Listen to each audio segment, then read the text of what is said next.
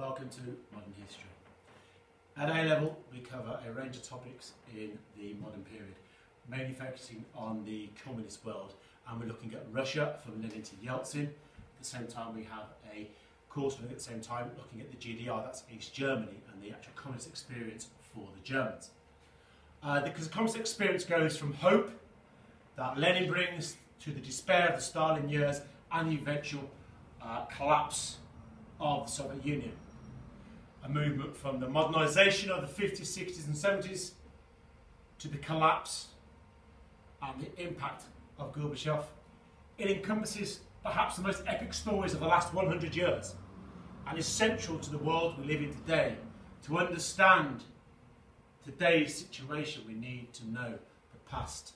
We need to know the last 100 years. Hello. In Year 12 you learn two courses simultaneously.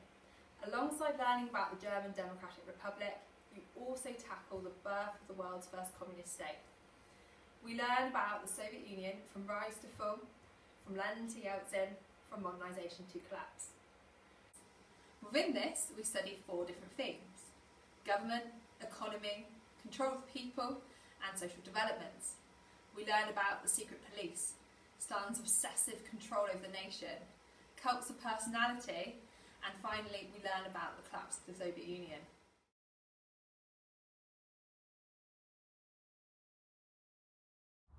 Hello, so my name is Mr Baker. I'm one of the history teachers at the Gryphon School. I'm just going to be talking to you very briefly about two of the modules that I teach to Year 12 and Year 13 students.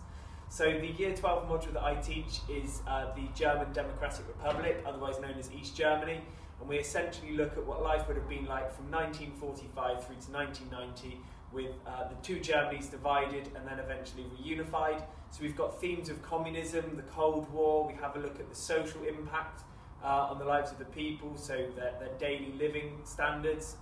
We'll also have a look at East Germany on the international stage, from sporting events such as the Olympic Games through to events such as the building of the Berlin Wall and the sort of the international impact that that had. The module's taught in two ways, or the exam works in two ways, so you're going to be having a look at both sources and sort of your more typical essay questions.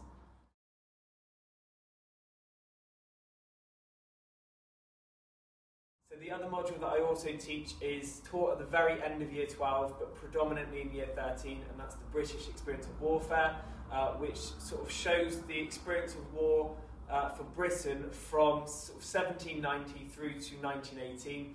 Though the focus is on warfare, a lot of the focus is also on the impact that war has on Britain and British society. One of the best examples of this would be Florence Nightingale, who was a nurse during the Crimean War. We have a look at her impact during the war, but then also her impact on nursing in Britain as a consequence.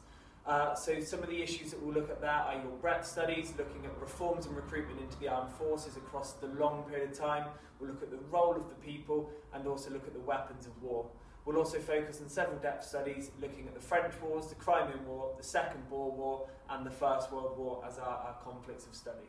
As part of the course, we've split it across the 2 years. In Year 13, the predominant focus is our A-level coursework subjects, focusing on our America topic. We teach the content for this at the end of Year 12 and allow the summer to encourage you to go away and do your additional research on the topic that you love, which can either be Vietnam, it could be feminism, it could be the 1920s. It is down to you.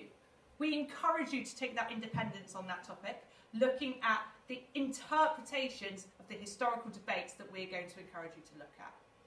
Alongside that, as Mr Baker said, you'll also be doing your work on the warfare modules, looking at different case studies from the Napoleonic Wars and the British Wars that occurred during that time frame. Once we get to that period, we have got loads of time in terms of revision, but the revision is not only down to us, it's down to you. As Year 13 and Year 12, as our sixth formers, we encourage that independence, and that is encouraged through our wider reading as well. We have created reading lists for you, which will be available online and in paper copy, but it is down to you to go away and explore. It's down to you to have an interest. It's down to you to go away and be enthusiastic about the subject, looking at different interpretations, looking at what other historians have to say, going away and just learning and loving the learning that you do. And by the end of Year 13, you will go away confident, go away with the ability to analyse, evaluate, research and go into the wider world ready and prepared.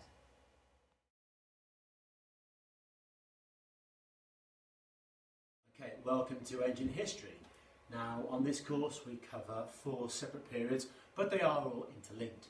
On one side of the course you will be looking at the relationship between the Greek states, which are the Greek and non-Greek states. Basically it's the Persian Wars, followed by the Gore Fest, that is the Peloponnesian War, a war that lasts for decades and is split up into 3 or 4 sections, all of which will be studied through the use of ancient sources. What do they tell us? What do they reveal? At the same time, we're also going to be looking into the artefacts of the period, whether that be the remains at Persepolis or Nax-e-Rustam, or whether it's looking at the writings of Herodotus and perhaps the serpent column at Delphi. What do these sources tell us? We're thinking within the whole course, how do these ancient historians talk to us?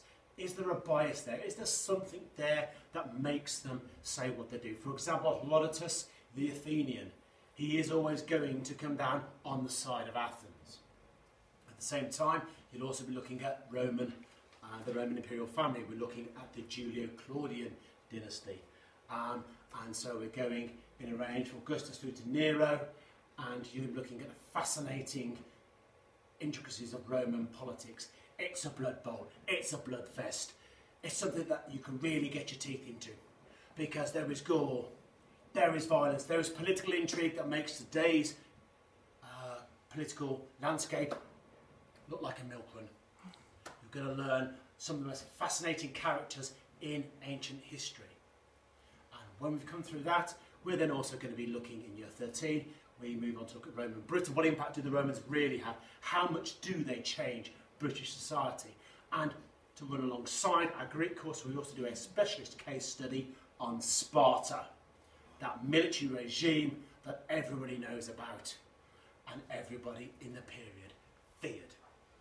The course itself is taught through a variety of both resource booklets that we have written ourselves, and it's tested through basic exam questions. So there are essays, there are source analysis.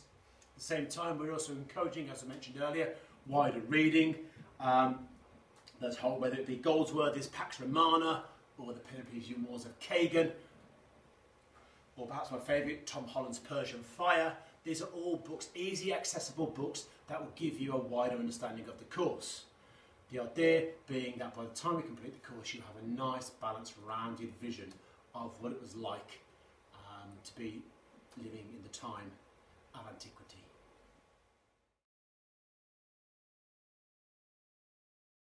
And finally, as well as learning about all these amazing subjects, we really encourage you as a history department to go out and get your fingers dirty. Go and explore the history within your local area. We're really lucky around here that we have loads of historical sites that show you, particularly the ancient history. But we are really lucky that we have all of these resources available to you. We have things such as the air museums close by, so you can go and explore the history of warfare. We run trips that hopefully will be able to take you over to Russia and explore the different components that we are studying, seeing the art and the culture that you will have been able to study. We also encourage you to look at the invisible history, looking at the groups that aren't really explored in normal demographics when we look at history. So particularly for the coursework, looking at women, looking at students, looking at the poor, not the typical characters. We hope that you join us for history. We hope that you have a wonderful time with us over the 2 years, and we hope that together we get to learn something a little bit different.